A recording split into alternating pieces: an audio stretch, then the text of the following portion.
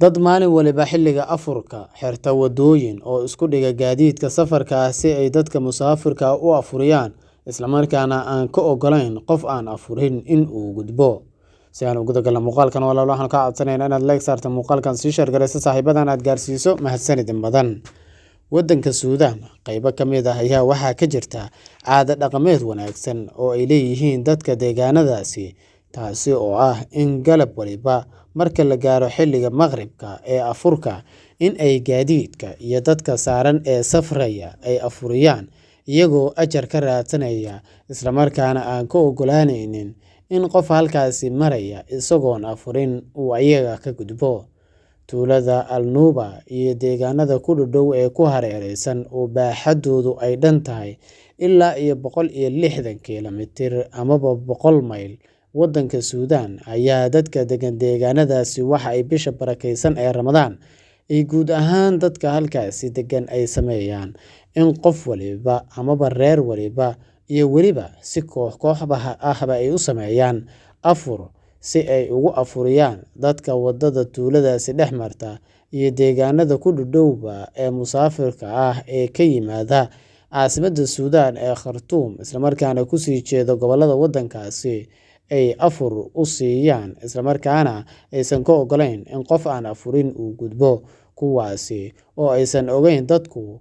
tirada ay noqon karaan iyo cunada ku filnaan karta, balse deegaanadan 160 kiiloomitir ah ay dhammaantood dadku wadooyinka soo istaagaan xilliga afurka, isla markaana ay wadada dhinaceeda ku diyaariyaan afur si ay u siiyaan dadka musaafirka ah.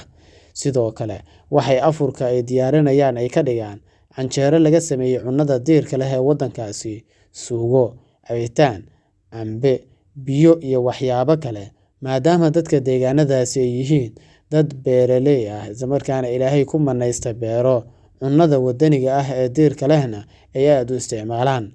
Marka ay dadku dhammaantood galabkii xilli hore ay diyaariyaan afurka, ayaa waxa ay isugu keenaan masaajidda, goobaha waaweyn iyo laamiga dhinaciisa, waxa ayna dadka deegaanadaasi ay sameeyaan diyaarinta salliyaal ay dadku ku fadhiistaan, lagu tukado, laguna afuro.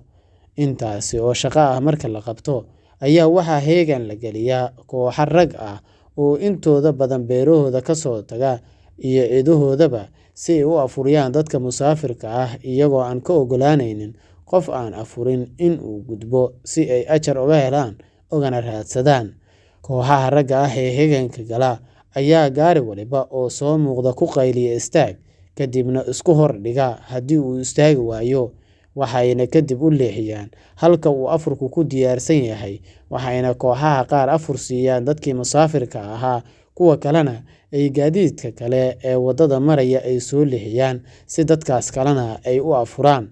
Dadka deegaanadan waxa ay afuriyaan dhammaan rag iyo dumarka musaafirka ah ee safraya. Inta badan xilliyada Ramadaanka ah ayaana dadka musaafirka ah ay ku tashadaan afurka marka ay deegaanadan marayaan, waana dhaqan soo jireen ah oo aysan ka kaftamin dadka reer Suudaan, gaar ahaan dadka ku nool deegaanada ku dhow tuulada Al-Nuba iyo 160 kiiloomitir oo ah deegaanada ku hareeraysan deegaankan Al-Nuba iyo deegaanada kale ee ku dhow. Waana caado dhaqameed ay in muddo ah isticmaalayeen dadka deegaankani, waxaana aad ugu farxa inta badan, isla markaana soo booqda dad badan oo muslimiin ah iyo warbaahin si ay uga diyaariyaan warbixinno, maadaama dadkani ay leeyihiin dhaqamo cajiib ah oo ay jeclaysteen dadka deegaanadaasi, waddankaasi iyo dhammaan dadka muslimiinta ah, maadaama in badan dadkaasi arrintaasi lagu wanaajiyay.